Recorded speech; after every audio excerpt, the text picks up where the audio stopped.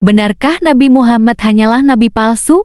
Tuduhan ini telah dilemparkan sejak ribuan tahun lalu dan masih terus menjadi perdebatan panas hingga hari ini. Sebagian pihak menuduh ajaran Muhammad bukan wahyu ilahi, melainkan hasil karangannya sendiri. Sementara itu, miliaran muslim di seluruh dunia justru meyakini beliau sebagai penutup para nabi dan pembawa risalah suci Al-Quran. Dalam video ini, kita akan mengupas kontroversi besar ini mulai dari argumen para penentang, bantahan para ulama, hingga fakta-fakta sejarah yang sering dipelintir. Apakah benar Muhammad hanyalah seorang manusia biasa? Ataukah ia memang utusan terakhir dari Tuhan? Tonton sampai habis dan tentukan sendiri. Siapa sebenarnya Nabi Muhammad? Baik, kalau begitu saya akan membantu kamu untuk mengetahui siapakah nabi palsu dalam iman kekristenan, bagaimana pengajarannya, apa yang ia lakukan, dan bagaimana nasib atau akhir hidupnya menurut kitab suci. Ciri yang pertama adalah nabi palsu akan berasal dari luar Israel. Di dalam Mazmur 147 ayat 19-20, Tuhan hanya memberikan ketetapan-ketetapan dan hukum-hukumnya kepada bangsa Israel saja, dan ia tidak melakukan itu kepada bangsa-bangsa lain. Apalagi nabi-nabi yang dia pilih itu hanya dari bangsa Israel untuk bangsa Israel saja. Jadi jikalau ada nabi yang mengaku nabi benar tetapi dia dari luar bangsa Israel, dia adalah nabi palsu dan penipu. Ciri nabi palsu yang kedua adalah ia akan membelokkan kebenaran Injil melalui karya salib. Dalam Galatia 1 ayat 8 dikatakan, jikalau ada orang yang memberitakan Injil yang lain selain daripada yang diberitakan oleh para rasul, maka terkutuklah dia. Jadi jikalau ada ajaran atau nabi yang mengajarkan Yesus tidak mati, atau Yesus bukan Tuhan, Yesus bukan juru selamat, maka dia adalah nabi palsu, karena Yesus harus mati untuk menggenapi nubuatan para nabi yang benar di perjanjian lama. Jadi jikalau ada nabi mengatakan Yesus itu tidak mati, atau bahkan Yesus itu bukan Tuhan, dia adalah nabi palsu. Ciri yang ketiga adalah nabi palsu adalah nabi yang tidak bermoral. Dalam Matius 7 ayat 16, Tuhan Yesus mengenai hal pengajaran sesat bersabda bahwa dari buahnya lah kamu kenal mereka. Artinya Tuhan Yesus mau menegaskan bahwa nabi-nabi benar, rasul-rasul benar, dan utusan-utusan benar yang datang dari Tuhan akan hidup menurut kekudusan dan hidup menurut pengajaran dan kesetiaannya kepada hukum Taurat dan juga kepada hukum Kristus yang tertinggi, yaitu mengasihi Allah dan mengasihi sesama manusia. Bukan nabi yang mengikuti keinginan hatinya dan membuat pengajaran-pengajaran menurut kesukaan hatinya untuk memuaskan hawa nafsunya. Dan ciri yang berikutnya adalah nasib akhir dari nabi palsu. Jikalau kita melihat dalam kitab Wahyu, akan dilemparkan ke dalam perapian yang menyala-nyala. Tetapi jika kita melihat dalam konteks perjanjian lama, hukuman yang diberikan Allah kepada nabi palsu seperti dalam Yeremia 23 ayat 15 adalah makan ipuh dan minum racun. Jadi nabi-nabi palsu itu Tuhan berikan minum racun untuk mati sebagai hukuman di perjanjian lama. Jadi itulah ciri-ciri nabi palsu dalam iman kekristenan. Dan yang paling mirisnya lagi adalah menurut kesaksian 2 Petrus 2 ayat 1 bahwa nabi palsu itu akan menyangkal sang penguasa dan sang penebus dan karyanya di atas kayu salib. Jadi berhikmatlah dan belajarlah. Jikalau ada nabi-nabi yang mengaku sebagai nabi benar tetapi memiliki kriteria seperti yang saya sebutkan sebelumnya, maka mereka itu semua adalah nabi palsu menurut iman kekristenan. Dan jangan ikuti lalu tinggalkan saja, karena tidak mungkin ada keselamatan dari nabi-nabi yang palsu. Saya mau menjawab pertanyaan beliau pada video yang sama mengenai kenapa orang Kristen menggunakan bahasa Yunani padahal lahir di tengah-tengah bangsa Israel yang berbahasa Ibrani. Ingat, bahasa sehari-hari orang Israel itu pada zaman Kristus adalah bahasa Aramaik. Bahasa kegamaannya adalah Ibrani, dan bahasa kitab suci itu pasti bahasa Yunani. Untuk itulah mengapa 300 tahun sebelum Yesus lahir ke dunia, perjanjian lama yang berbahasa Proto-Ibrani itu telah diterjemahkan di Alexandria menjadi bahasa Yunani karena pengaruh Helenisasi. Ingat, Helenisasi bukan Helenistik. Jadi perjanjian baru menggunakan bahasa Yunani itu oleh karena dunia pada masa itu sedang dipengaruhi oleh kebesaran Yunani. Ya, seperti sekarang bahasa Inggris itu bahasa internasional. Di zaman Yesus bahasa internasional mereka adalah Yunani sebagai lingua franca. Simple. Tuhan berkati. Nabi Nuh untuk wilayah ini saja, Nabi Lut wilayah ini saja. Bahkan di zaman Nabi Lut itu semasa dengan Nabi Ibrahim alaihissalam. Nabi Lut itu sezaman teman-teman sekalian dengan Nabi Ibrahim, satu masa tuh. Jadi Ibrahim Nabi, Ismail Nabi, Ishak Nabi, Lut Nabi. Anda bayangkan, cuma tugasnya daerah-daerah berbeda. Jadi Nabi Ibrahim diutus bukan untuk semua sekalangan makhluk di bumi, tidak.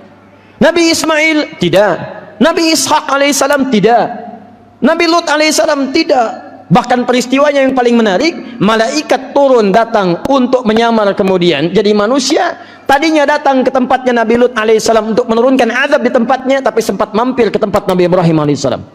Di sebelum menurunkan azab di umatnya Nabi Lut alaihissalam, itu mampir dulu ke tempatnya Nabi Ibrahim alaihissalam.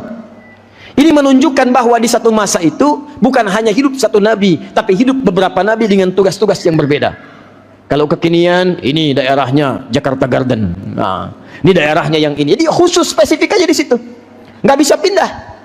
Kayak Nabi Isa alaihissalam tugasnya hanya sekitaran Palestina saja. Nggak boleh keluar. Makanya kalau ada orang mengaku umatnya Nabi Isa lewat dari Palestina, itu kejauhan. Kejauhan ya. Nah, karena tempatnya sekitaran itu saja.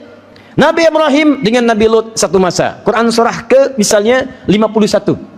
Dari ayat 24 sampai dengan ayat 35-nya. 24 sampai 30 paling kanan dari tengah sampai dengan ke bawah. Kirinya itu langsung berbicara tentang Nabi Lut alaihissalam. Wah, itu Masya Allah. Nabi Muhammad tidak. Nabi Muhammad ketika diutus tidak ada masa batasan di dalamnya. Anda bayangkan, saking pentingnya misi ini, Allah memberikan satu misi yang tidak ada batas, tidak sekat dengan sekat perkampungan, tidak disekat dengan RT, tidak disekat dengan RW, tidak dengan suku, tidak dengan negara. Semua masa, bahkan setiap masa berganti, tetap risalahnya berlaku untuk risalah Muhammad sallallahu alaihi wasallam. Pertanyaannya, apa yang penting di balik risalah ini sampai beliau kemudian diutus dengan istimewa untuk seluruh umat sampai dengan kiamat? Selesai, tuntas, kembali kepada Allah, baru misinya kemudian dihadapkan pertanggungjawabannya di hadapan Allah Subhanahu wa taala. Teman-teman, pertama kata Allah, tidaklah saya berikan misi yang istimewa ini kecuali misi pertamanya sebagai rahmat untuk seluruh alam. Jadi saking pentingnya kelahiran Nabi itu, hikmah pertama dari kelahirannya sampai didoakan dua orang Nabi, disebut oleh Nabi sebelumnya, kata Al-Quran, karena Nabi ini akan membawa risalah rahmat yang bahkan rahmatnya begitu luas tidak ditemukan pada Nabi-Nabi sebelumnya. Satu, rahmat. Ustadz, tahu dari mana kalau rahmatnya mencakup semua manusia? Tafsirkan, buka kembali dengan Quran surah ke-34 ayat ke-28. Di sini lil alamin, siapa itu lil alamin? Buka ayatnya. Wa ma arsalnaka illa kafatan linnas. Tidaklah kami utus engkau Muhammad sallallahu alaihi wasallam kecuali misimu akan mewakili dan dibawa kepada seluruh kalangan manusia sampai kehidupan berakhir. Kafatan linnas, semuanya tanpa kecuali. Jadi nas saja sudah mencakup semua manusia. Sekarang menggunakan kafah seluruhnya, mau laki-laki, perempuan, besar, kecil, tua, muda, kaya, cukup, semua masuk di dalamnya. Sepanjang dia manusia, maka akan berlaku risalah Muhammad sallallahu alaihi wasallam bagi dirinya. Ustaz, apa itu yang disebut dengan rahmat? Saking pentingnya rahmat hanya dilekatkan pada Nabi Muhammad sallallahu alaihi wasallam. Nah, teman-teman sekalian, ini nanti yang menjadi ukuran kebenaran kita sebagai umatnya Nabi Muhammad sallallahu alaihi wasallam sampai dengan malam ini, apakah sudah mengikuti risalah Nabi atau belum? Dalam Al-Quran, rahmat setidaknya dibagi pada 3 bagian. Dan inilah hikmah terpenting kenapa kelahiran Nabi begitu dinantikan oleh Nabi-Nabi sebelumnya.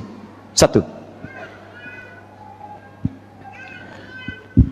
Quran, kita ambil dulu. Surah kedua Al-Baqarah, ayat 155 sampai dengan 157. Paling kiri sebelah atas. Tahan ya. Awas, sekarang nanti kita akan belajar pada inti pembahasan. Ini intinya ya, yang tadi baru mukaddimah tuh dari ba'da maghrib sampai barusan. Nah, ini inti pembahasannya. Perhatikan kalimatnya. Quran surah kedua ayat 155 sampai 157. وَلَنَبْلُوَنَّكُمْ بِشَيْءٍ مِنَ الْخَوْفِ وَالْجُوعِ وَنَقْصٍ مِنَ الْأَمْوَالِ وَالْأَنفُسِ وَالثَّمَرَاتِ وَبَشِّرِ الصَّابِرِينَ الَّذِينَ إِذَا أَصَابَتْهُمْ مُصِيبَةٌ qalu inna lillahi wa inna ilaihi raji'un. Ayat 157-nya, perhatikan kalimatnya. Ulaika alaihim salawatun min rabbihim wa rahmat wa ulaika humul muhtadun. Kalimat rahmat ketika disebutkan di ayat ini dirangkai dari ayat 155 sampai 157. Apa makna rahmat yang pertama yang diisyaratkan dalam Al-Quran? Jika disebutkan kalimat rahmat dalam Al-Quran, maka satu di antara tiga maknanya adalah solusi dari setiap persoalan kehidupan yang dialami. Saya ulang ya. Jika disebutkan kalimat rahmat dalam Al-Quran, maka ada tiga makna yang paling utama. Di antara tiga ini, satu, tidak disebutkan rahmat kecuali bermakna solusi dari semua persoalan kehidupan yang dialami di muka bumi. Seakan-akan Allah ingin menyampaikan, wa ma arsalnaka illa rahmatan lil alamin, wa ma arsalnaka illa kafatan linnas. Hei manusia, saya infakkan ya, kata Allah, saya berikan kabar kepada anda, tidaklah saya utus Muhammad sallallahu alaihi wasallam dengan sebagai status rasul yang terakhir dengan misi yang besar kecuali membawa rahmat. Apa rahmat itu? Yaitu solusi dari setiap persoalan yang kamu alami dalam kehidupan. Anda punya masalah apapun, masalah pribadi, masalah di rumah tangga, masalah di kehidupan sosial, masalah di kantor, masalah pekerjaan, masalah apapun, kalau Anda mengikuti tuntunan Nabi ini, maka dia akan membawa solusi dalam setiap masalah Anda. Tuntas, selesai. Bahkan yang paling dahsyat, Allah turunkan, utus Nabi ini, diutus Rasulullah SAW di tempat di muka bumi yang paling bermasalah. Silahkan cek, bukan di Jakarta, apalagi di Garden City, bukan di Sumatera, bukan di Nusantara, bukan di Romawi yang saat itu sudah maju. Romawi itu imperium, punya peradaban, hebat peradabannya, sampai sekarang peninggalannya masih ada. Antum jalan-jalan deh, kalau sempat nanti cari tiket ke Mediterania tuh. Bahkan dari Turki, susulin Turki, kemudian dari Turki sampai ke Mediterania, sampai ke Italia, batasan dengan Tripoli. Lihat di situ, ada Lubdah, ada Misrata, ada peninggalan-peninggalan Romawi yang begitu luar biasa. Hebatnya, sampai sekarang itu kerajaan-kerajaannya masih ada. Patung-patungnya, macam-macamnya, seninya, kelihatan semuanya. Ada spa, ada ini, ada itu. Peradabannya mewah, megah, menguasai dunia. Yang luar biasa, kirinya itu Persia. Kekaisarannya sudah mencengkram bagian bumi sisi yang lainnya. Kehebatan teknologinya, peradabannya, keilmuannya, macam-macamnya. Pertanyaannya, kenapa Nabi tidak diutus di Romawi, bukan di Persia? Diutus ya di tengah-tengah antara Romawi dengan Persia. Apa gelarnya? Bukan gelar berperadaban, tidak punya adab, nggak punya kemajuan, tidak punya perkembangan teknologi. Gelarnya cuma satu, jahiliyah. Anda bayangkan? Apa itu jahiliyah? Jahil disebut dengan bodoh, sifatnya melekat disebut dengan tak jahiliyah. Bodoh di sana bukan bodoh diddul ilmi, bukan sekedar tidak pintar, tapi bodoh dalam segala urusan kehidupan. Bodoh itu tidak tahu, tidak kenal, tidak tahu sopan santun, tidak tahu kebaikan, tidak tahu maslahat, tidak tahu adab, tidak tahu silaturahim, tidak tahu nilai-nilai kerjasama yang baik, tidak tahu kejujuran, tidak tahu sopan santun, gak kenal sama sekali, disebut dengan jahiliyah. Makanya kalau Anda pengen cari pada saat itu orang yang paling tidak punya sopan santun, jahiliyah. Silahkan cek. Kalau di sini ada yang dicela, sana harus dicela. Kalau di sini ada yang meninggal, di sana harus meninggal juga. Masya Allah. Kalau ada yang lewat tempat saya, mesti dibegal. Begal lewat, ada kota begal. Zaman itu ada kota begal. Jadi kalau sekarang ada pembegal, dia telat. Pembegal sekarang itu ketinggalan zaman, sudah lewat 15 abad sebelumnya. Zaman itu sudah ada, bahkan dikenal, sangat terkenal, namanya Gifar. Itu kota begal pada saat itu. Begal. Tokohnya Jundub bin Junadah. Setiap orang lewat store, nggak store, cilaka. Dagangan bisa berkurang, nyawa bisa melayang. Kota begal. Nanti saya tunjukkan kepada Anda. Begitu Nabi ini diutus di wilayah itu, satu kota begal berubah drastis. Allahu Akbar. Datang Jundub bin Junadah menghadap pada Rasulullah SAW. Nabi Rahmah, ini tukang begal, garang luar biasa, tampilannya begitu perkasa, datang melihat Nabi, cuma lihat wibawanya, jatuh tertunduk mengatakan asyhadu an la ilaha illallah wa asyhadu anna Muhammad Rasulullah. Dia katakan, ya Rasulullah, saya ingin ikrarkan syahadat saya di depan orang-orang Quraisy, di depan Ka'bah. Kata Nabi, jangan lakukan, kita masih lemah, khawatirnya kamu ikrarkan syahadat, kamu akan disakiti, kamu akan dipukuli. Kata Jundub bin Junadah, ya Rasulullah, saya ini membegal orang terang-terangan, masa syahadat sembunyi-sembunyi? Begal dulu. Begitu tobat terang-terangan. Nih, datang ke depan Ka'bah, dia katakan, "Asyhadu an la ilaha illallah wa asyhadu anna Muhammadar Rasulullah." Hei orang-orang sekitaran Ka'bah, saya masuk Islam, saya baca syahadat. Kalian mau ngapain? Kita mau pukulin. Datang pukulin, tok tok tok tok tok tok, pingsan. Dilaporkan pada Nabi. Disampaikan oleh sang lainnya, jangan teruskan, jangan teruskan. Kalau yang ini wafat, kalian tidak akan aman ketika berniaga. Karena setiap niaga akan lewat ke kota Ghifar. Kalau ketahuan ini Jundub ini meninggal di sini karena dipukuli oleh orang Mekah, maka tidak akan selamat dagangan kalian. Diamankan, dibawa kepada Nabi. Begitu siuman, ya Rasulullah, berikan saya nasihat. Kata Nabi, kamu pulang dulu ke Ghifar. Sempurnakan dulu belajar tentang Islam yang baik. Setelah itu dakwahi lingkungan sekitaranmu. Di situ kita akan bertemu lagi di kemudian hari. Bima makna. Allahu Akbar ketika hijrah ke Madinah. Madinah kemudian mulai semakin merasat imannya. Madinah kemudian semakin banyak masyarakat muslimnya. Apa yang terjadi? Dak tik duk dak tik duk dak tik duk, suara kaki datang banyak. Heboh Madinah. Ternyata pada saat itu datang sekampung Ghifar dipimpin Junub bin Junadah masuk Islam, kemudian datang ke Madinah. Masuk Islam. Tokoh begal pulang ke kota Bekal. Datang risalah Muhammad sallallahu alaihi wasallam, selesai masalah di kota Begal.